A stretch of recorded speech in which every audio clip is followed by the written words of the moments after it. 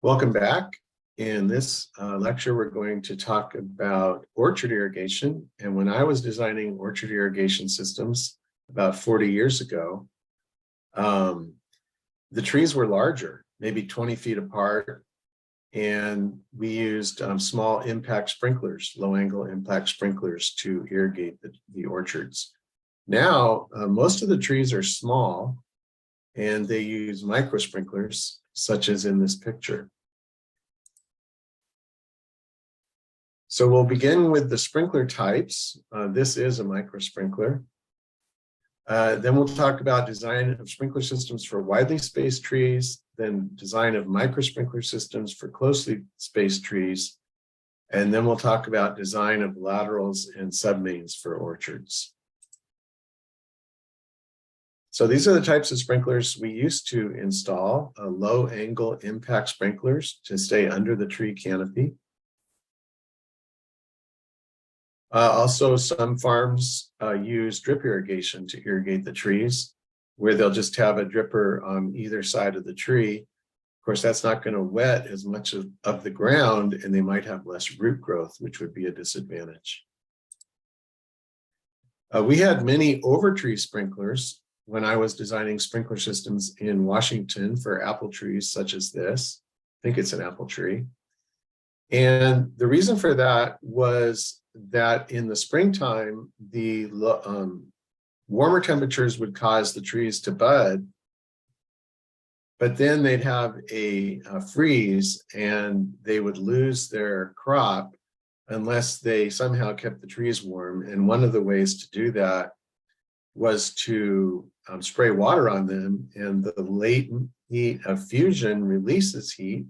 So as water turns to ice, that releases heat, and that would keep the trees warm. Of course, there was challenges such as keeping the water on all night and irrigating all the zones, if not all the time, frequently. And also, actually here in Arizona, it doesn't work because it's so dry that the water sublimates and goes from ice to gas, and that actually consumes heat, so it causes the trees to get colder. So what are the design parameters for orchard irrigation? Instead of trying to wet the entire field uniformly, such as with center pivots and wheel lines, the goal is to apply the same amount of water to each tree. So it really doesn't matter if you water the whole surface of the ground. What matters is that you give each tree the same amount of water. And the second design parameter is that root depth and wetted area govern frequency of irrigation. Some of the concerns are that the trunk blocks the spray, and similarly, you can't spray some trunks, otherwise the trees die, such as cherries. It might be challenging to distribute sprinklers in some orchards because of the tree spacing. Doesn't really agree with the sprinkler spacing, head-to-head coverage. You can't put sprinklers in the path of tractors, so the orchardists always drive their tractors in the same direction down the fields, and they don't go in the other direction, the perpendicular direction. Orchards are often on steep slopes, and laterals should run downhill to balance friction loss with pressure gain. And one of the advantages of the new systems with pressure compensating micro sprinklers is that even though you might have a difference in pressure from one end of the lateral to the other, the sprinkler flow rate remains the same. So the impact sprinklers that we used to install are placed on Schedule 40 PVC risers, 45 centimeters above the ground surface. But the micro sprinklers are placed on small stakes, such as the one you saw at the beginning of the lecture. And then the sprinkler is connected to drip tubing. They can also be hung from a drip tube suspended along the trees. The advantage of that is it's not in the way of possible harvest procedures, such as for nuts. So here's some examples of the types of sprinklers we used to design for the large trees. Of course, you're always concerned first about the direction of tractor travel. So if the slope was in the direction of tractor travel, you might slot the sprinklers in between the trees in order to have your lateral going downhill, but also to keep the sprinklers out of the way of the tractor. If your slope is perpendicular to the direction of tractor travel, you can just run your lateral down the tree row and then just put the sprinklers maybe every other tree. And then one company I worked for did this. They put in diagonally spaced laterals or diagonal direction laterals, and they would put one sprinkler perhaps every tree. And what that really is every tree in one direction and every other tree in the other direction. But the advantage of that is if you look carefully, every tree gets exactly the same amount of water because every tree is next to a sprinkler, but at some distance from the adjacent sprinklers. And then the micro sprinklers, they have drip laterals running down the row, and then they'll have a micro sprinkler, usually just one per tree, possibly two. And the drip lateral would, of course, be going in the same direction of tractor travel, so it wouldn't run over it. So let's start with an example, such as where I used to work in Washington. There were cherry orchards. So in this orchard, there's 18-foot by 18-foot spacing. The canopy height is 5 feet above the ground surface. So that would govern the angle of the nozzle. The maximum soil infiltration rate is 0.3 inches per hour. So you can't exceed that, just like with center pivots. The peak summer reference ET is 0.3 inches per day. And what I should say for maximum soil infiltration rate, that doesn't mean, this might be misworded a little bit. It means the maximum stable infiltration rate, after say 12 hours. The peak summer reference ET in this example is 0.3 inches per day, but the cherry tree crop coefficient is up to 1.25. So the actual water use would be higher than that. The total available water, meaning how much water is between field capacity and permanent wilting point in the entire root zone, is 8 inches depth. And seasonally, the trees will use 42 inches. And the slope is 2%. Sprinkler pressure is provided by pipe flow from a higher elevation canal. And that's what was the case where I used to work in Washington. They had a canal running above the farms, and then they would pipe the water down to the farms so the farms could take advantage of the water pressure due to the higher canal. And so those sprinklers operated about 30 psi. You could put a pump on there to increase it, but that would cost money. So most of the farmers who could just chose to use the natural pressure based on being downhill from the canal. And the expected evaporation is 5%, and no leaching is necessary. So there's 3 nozzles that I just gave as in this example to select from. There's the L20, which I don't think they make anymore, low angle sprinkler. You could either use a 1/8 inch hexagonal nozzle, and the reason for hexagonal is it breaks up the flow so it can operate at lower pressure, 2.58 gallons per minute.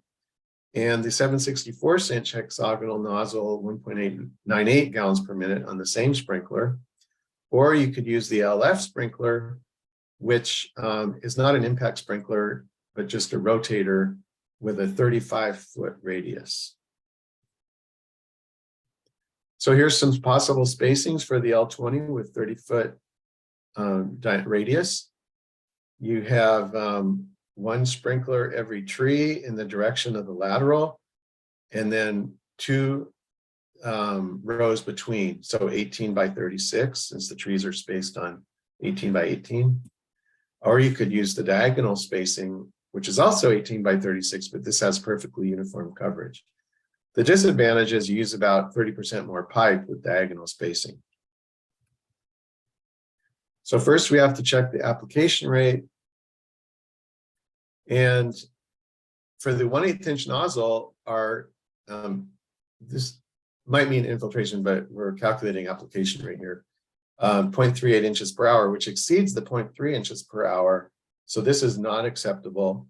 So we can check out the 7/64" nozzle, 1.98 gallons per minute, and that has a 0.29 inch per hour application rate. And that is acceptable since it's less than 0.3. So we can also look at the LF sprinkler at the same spacing. It has a 1.63 inches per hour. Actually, that should say gallons per minute. 1.63 gallons per minute. And by the way, this is the application rate equation that I memorized when I worked as an irrigation designer. And it's gallons per minute times the coefficient 96.3 divided by the spacing, 18 feet by 36 feet. There's also an equation for metric. So 0.24 inches an hour. So the LF sprinkler is also okay as far as infiltration rate or application rate. Next, we can make sure that we're not applying more water than the soil can hold. So if you remember, I said the readily available water was 8 inches. The management allowable depletion is 0.5 inches. And so that means that of the distance between field capacity and permanent wilting point, the tree can only use half of that. So you have 4 inches available to the tree between irrigations. And if we irrigated 24 hours, and most farmers like in that area like to irrigate every 12 or 24 hours because they didn't have irrigators working full time around the clock. They were maybe changing the from one zone to another themselves, although controllers could do that. So it's not necessarily true that they can only irrigate 24 or 12 hours, but let's just say that that's a requirement on this farm. So the depth applied in 24 hours is 6.6 inches, the application rate times the time, and subtracting the evaporation. And the depth applied with the LF sprinkler in 24 hours is 5.5 inches, neither of which is acceptable because they exceed the readily available water of 4 inches. So in this case, the farmer would have to use 12-hour cycles if he was only going to accept 12 or 24-hour cycles. So then we can calculate the evapotranspiration per day, and the reference evapotranspiration rate is 0.3 inches per day. The crop coefficient is 1.25. Cherries with a cover crop, that means grass between the trees. And so that would be 0.375 inches per day. And so if we applied 3.3 inches, we'd have to irrigate basically once every 9 days. And if we put on 2.75 inches, we'd irrigate every 7.3 days. So it's approximately 1 week between irrigation events. So there would be 7 zones. That's not optimal because you'd like to have more zones. Just that would result in, I don't know what that would result in. It'd probably result in lower pipe sizes because the zones would be smaller. Okay, so anyway, in this case, we have to use, or we don't have, well, let's just keep this in mind. Sorry about that. Okay, now let's look at the LF sprinkler on the 36 by 36 foot spacing. And even though it might have not perfectly uniform application to every tree, the 35 feet is in the range of 36 by 36, which is head-to-head spacing. So it would be putting a fairly uniform amount on the ground across the entire orchard. So in that case, the application rate would be 0.12 inches per hour. And then you could irrigate 24 hours because you'd be only putting on 2.75 inches, but that's still a 7-day cycle. So there's no perfect choice. And the thing I'd like to point out is that's often the case in these kind of problems. And so it's really the farmer's decision, and the engineer would have to figure out the cost of each, which means penciling out all the pipes and fittings and sprinklers, and also give the farmer the pros and cons of each and present the information to the farmer, and the farmer would normally make the decision, which is generally going to be the cheapest system. Okay, let's look at a micro sprinkler design. And so in this case, we have smaller trees. Although actually these aren't that small. But anyway, we're going to use micro sprinklers. So 6 meter by 4 meter spacing. And trees on this spacing in Florida, from experience, they know that they need 35 liters per day per tree. There's no cover crop. And so micro sprinklers are placed along the row between every tree and have a 1 liters per minute flow rate and a 4 meter diameter wetted area. So the effective depth of rooting is 0.6 meters and allowable MAD in summer is 0.25. So they don't want to go too far towards permanent wilting point. The AWC of the sandy soil is 8%. That means the difference between field capacity and permanent wilting point. That would mean like 0.2 to 0.12. The expected loss to evaporation is 6%. And we'll assume the irrigation efficiency is 90%. For whatever reason, they're losing efficiency. So specify an irrigation schedule for this system. Well, first we figure out the storage, and the storage is, I think, in chapter 15 or 16, but this is just a way to figure out storage for either a single dripper or a single micro sprinkler or a single bubbler. You multiply 780 times the depth of the root zone Z times the available water capacity, which remember was 8%, but it's expressed as a fraction here, the MAD 0.25, and then the diameter of wetting or the diameter of the bubbler ponded area, whatever it is.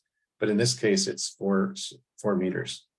And so the storage under a single micro sprinkler is 150 liters, and we're assuming 1 micro sprinkler per tree.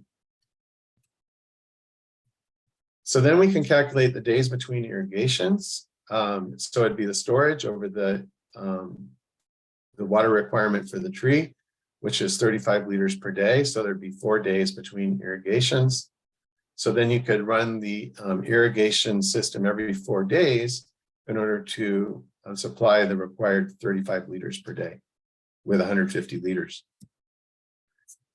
The application flow rate should be adjusted for evaporation. So the micro sprinklers flow at 1 liters per minute. We have evaporation and loss of efficiency.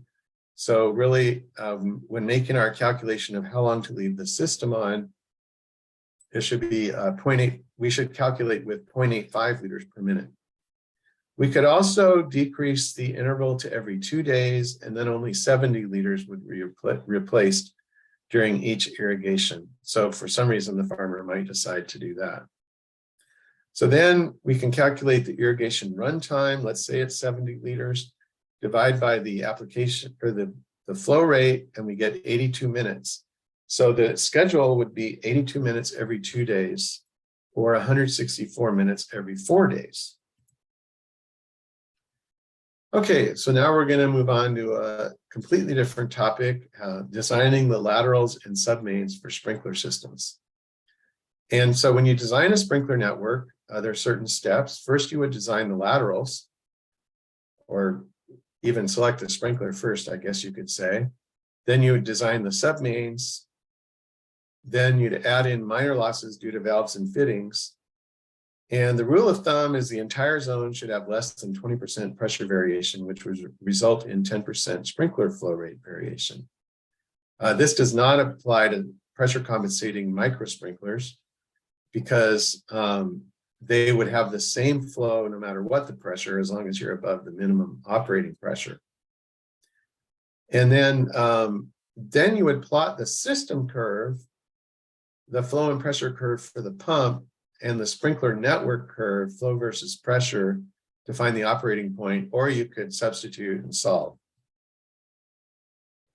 So here's an example with the larger spacing, let's say 20 meters by 15 meters. So these would be the large trees, such as they used to have, or maybe such as they still have, and you could irrigate them.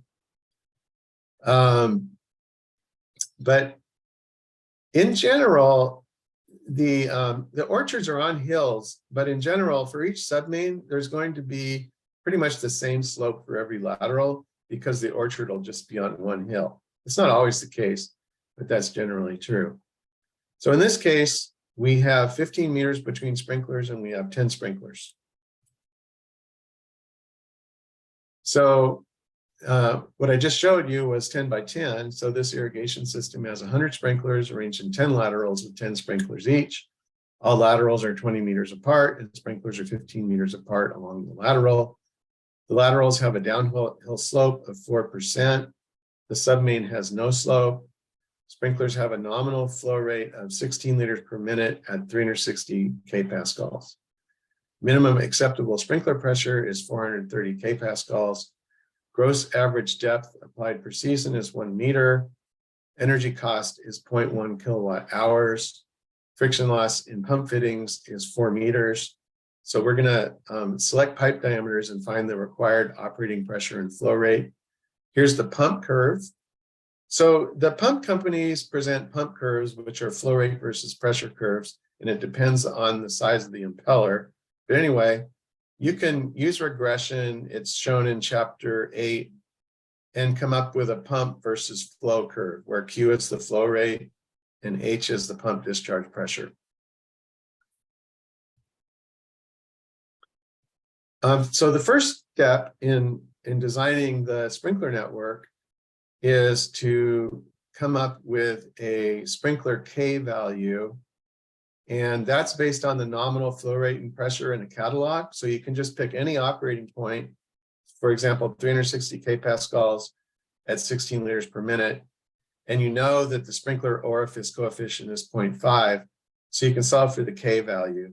So Q equals 0.843 H to the 0.5. So as our flow rate varies on the lateral, we can calculate as our pressure varies on the lateral, we can calculate the sprinkler flow rate at any pressure. For example, in this case, our design minimum pressure is 440 kPascals. And so we can calculate the flow for the last sprinkler where we have the minimum pressure, probably. And that's going to be 17.69 liters per minute.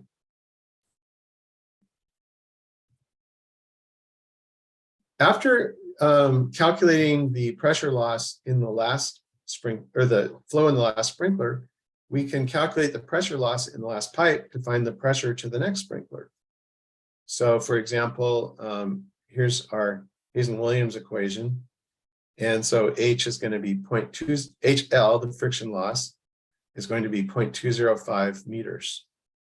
And then we can use the slope and the last pressure at the last sprinkler and the friction loss to calculate the pressure at sprinkler 9, which would be 44.5 meters, and then we would convert that to kPascals. So fortunately, I have a spreadsheet that you can use to make these calculations. And so I'm going to go ahead and run that spreadsheet.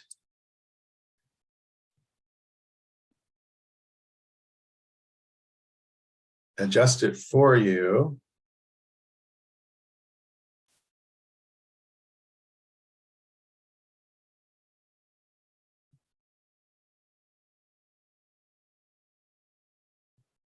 All right, so this is your chapter 14 spreadsheet, and I'm just going to go through it step by step. I don't have the correct values in here for most things, so I'm just going to change them, and in that way I can demonstrate how to use it. So our design pressure, our minimum operating pressure is 440. And as I said, our nominal pressure and flow rate were 360 kPascals and 16 liters per minute. So that gives you your sprinkler coefficient K here, calculated in the yellow cell. And as always, the sprinkler exponent is 0.5. Our Hazen-Williams C value is 150, and our sprinkler spacing is 15. And then we only have 10 sprinklers. So I'm going to change that to 10. And like I said, the slope is 4%. So we have -4 here. Okay, so then we can put in the pipe sizes. And let's see here. Yeah, so we use 31 all the way down to sprinkler 2. And then for some reason we go up to 50. I don't know why. I don't think I'm going to do that. I think I'm going to stick with 37. And then I'm going to have sprinkler 1 go to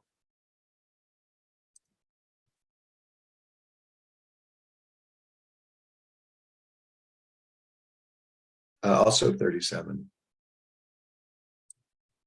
Remember, these class 160 means it'll hold 160 pounds of pressure. And it's a little bit different than 125. Maybe I should go to 125. Sometimes in the smaller pipe sizes, you use a pressure rating that's slightly higher, just so you can have thicker walls, not because of pressure, but because of not wanting it to collapse. And then these two don't matter. These aren't part of the calculation.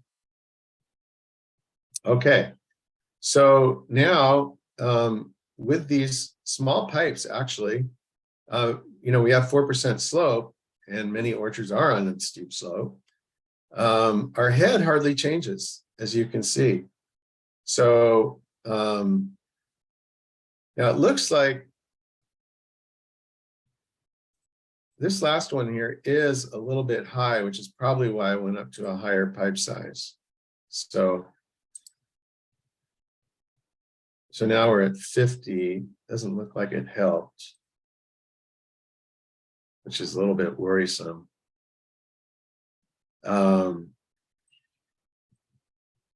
Anyway, won't worry about that little detail there, but now I have all my pipe sizes. I have my pipe flow rates, my sprinkler flow rates, all calculated. And then this spreadsheet does kind of a cool thing. It calculates a flow equation for the lateral, because we need that to design the submain. So what it does is it varies the inlet pressure, and then it calculates a flow equation for the lateral. So it's 7.19 to the 0.52. Okay, so then we can go to the submain design.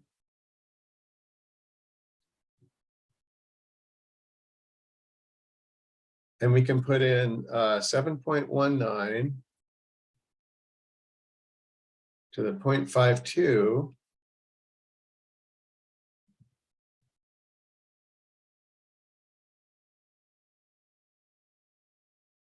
And now we have the necessary numbers for the design of the submain. We know what the lateral flow will be as a function of pressure.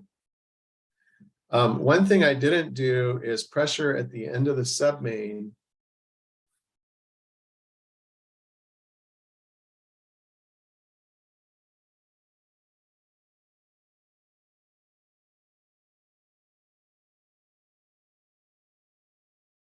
And that's going to be 440.8. Because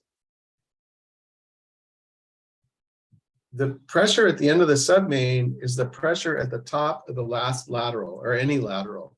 So that's where our submain pressure has to start, at 440.8.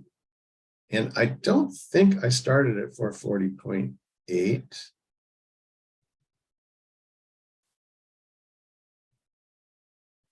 Oh, 440.8. This is head in meters. And it doesn't look like I have the head in kPascals. Right. So 45.45. That'll give me the kPascals, which is 447. And so that's the inlet pressure I need. Remember, this is the first sprinkler. This is the last sprinkler. And so the submain is connected here. So if I go to my submain, I've got 440.8. I guess it should be 446.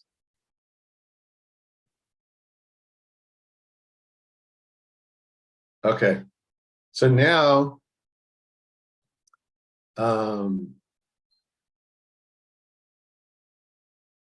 here's my lateral flows.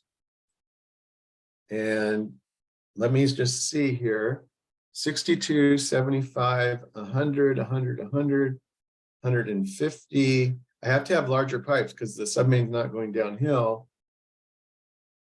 And actually, I have 12 here, and I should only have 10. Okay. And so now I'm, looks like I'm pretty good. I'm not exactly the same as the example in the book, but we'll take it.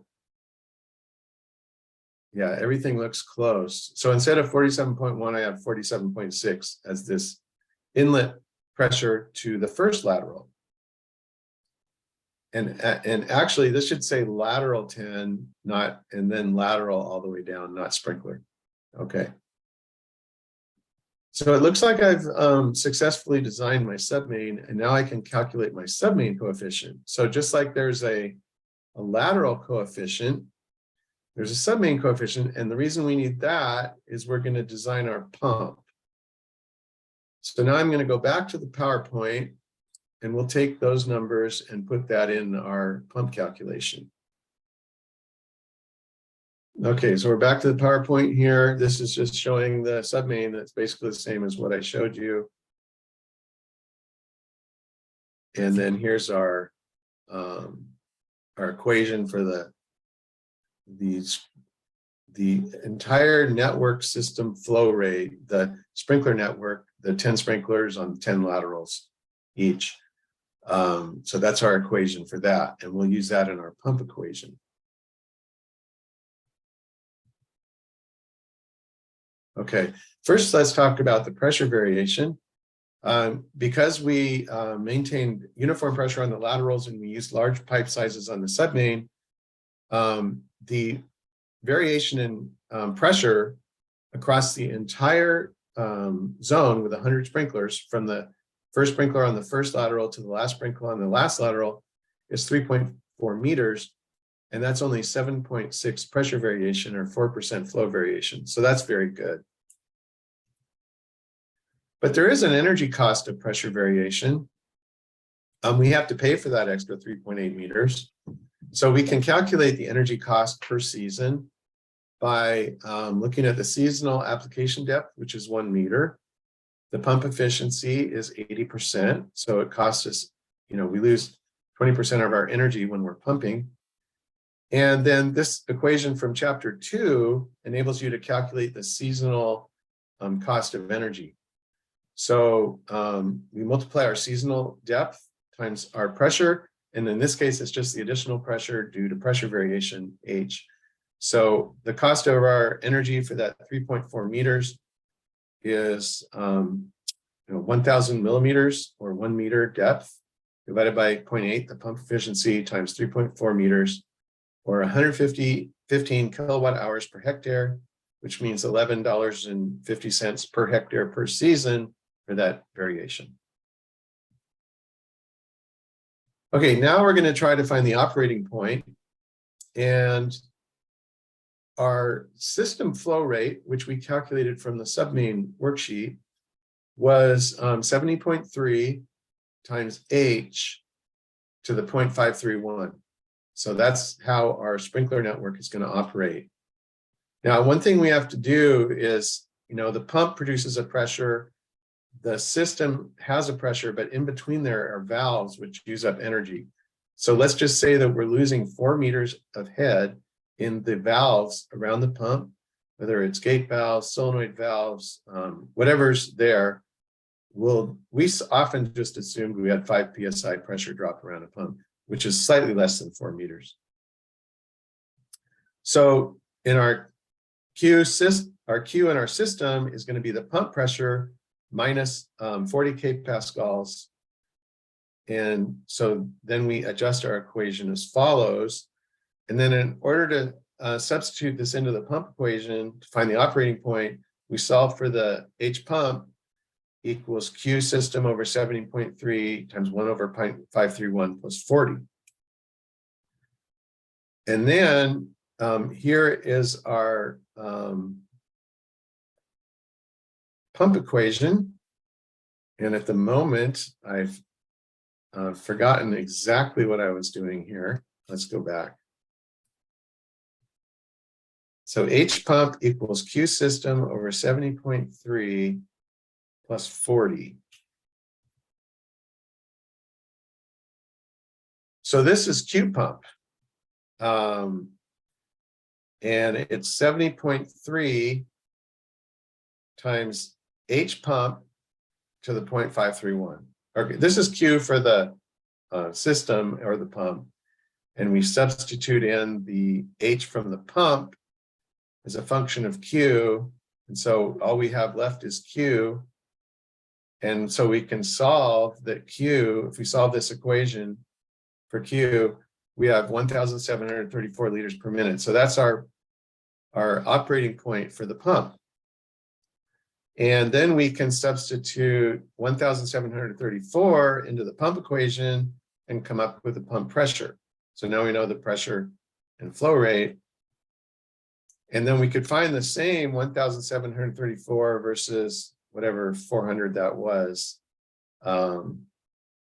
in order to find the operating point. So this would be the operating point where this is the pump curve, this is the system curve.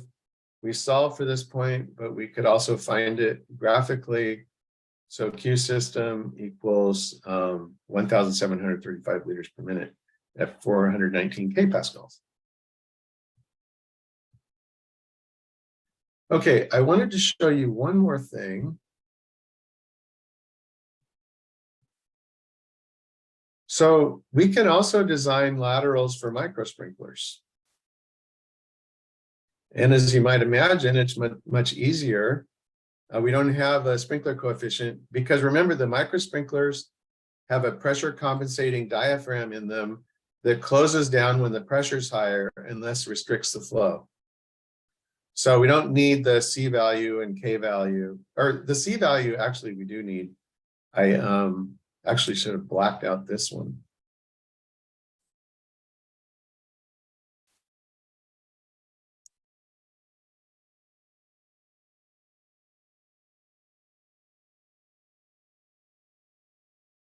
Okay. So now let's say that our sprinkler spacing is 6 meters. And let's say that our slope is 2%, as it was in the micro sprinkler example.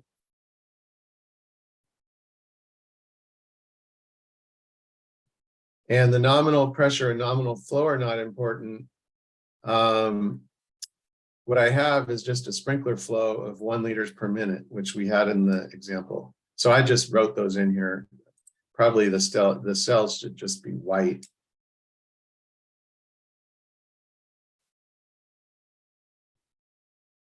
Okay.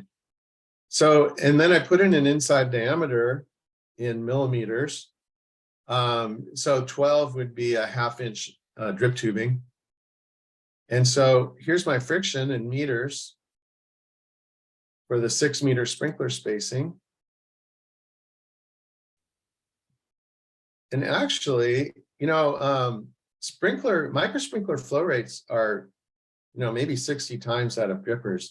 So even though I only have, in this case, 12 sprinklers, I start losing quite a bit of pressure up here towards the first sprinkler. So this is actually the length you'd want of a lateral if you had 1 liter per minute micro sprinklers, maybe 12 long. That wouldn't be very long. One thing you can do is they make drip tubing in larger sizes. So you could use 18. And in general, you just use one size tubing the whole way. Okay, so then we wouldn't have much pressure loss. Actually, our head would remain the same. But if you're, so that would be useful as far as saving energy, since we wouldn't have to add any extra head or pay for any extra pressure, since we'd have uniform pressure along the lateral. But it wouldn't matter as far as uniformity goes, because the sprinklers always have the same flow because they have a pressure compensating diaphragm in them. Okay, then we can calculate the lateral coefficient, and actually it shouldn't change at all because the flow rate doesn't depend on pressure. Okay, so we have some times 10 to the negative 13th value. So we really don't have a variation in flow with pressure. As long as we have the minimum pressure, we're okay. Then we can do the micro sprinkler submain design.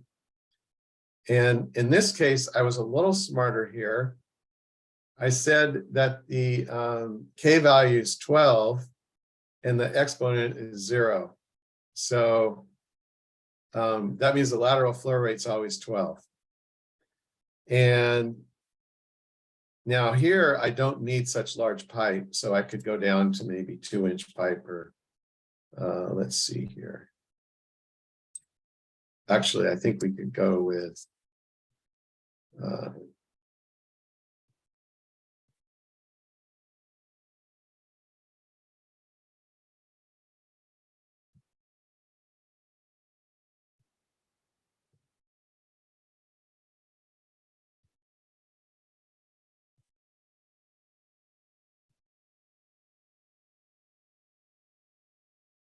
see, we have hardly any friction with this small pipe, but let's not make them too small for the submain.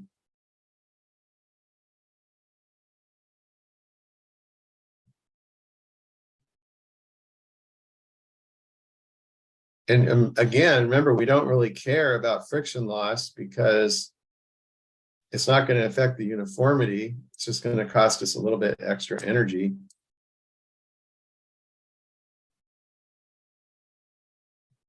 Now we're starting to get up to a bit of friction loss. Then maybe I'll go up to 100 now, or I mean 50.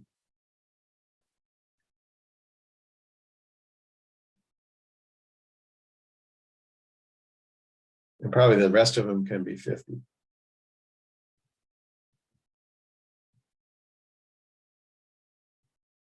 I think I already said that typically sprinkler designers put in class 125 pipe because it has enough wall thickness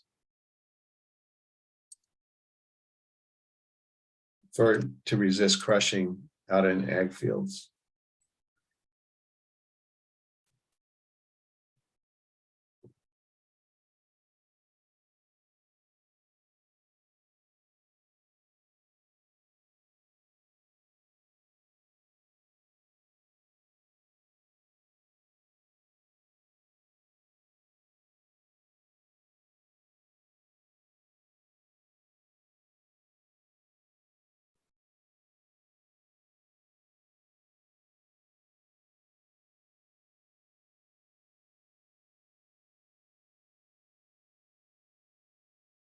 Okay, so here is our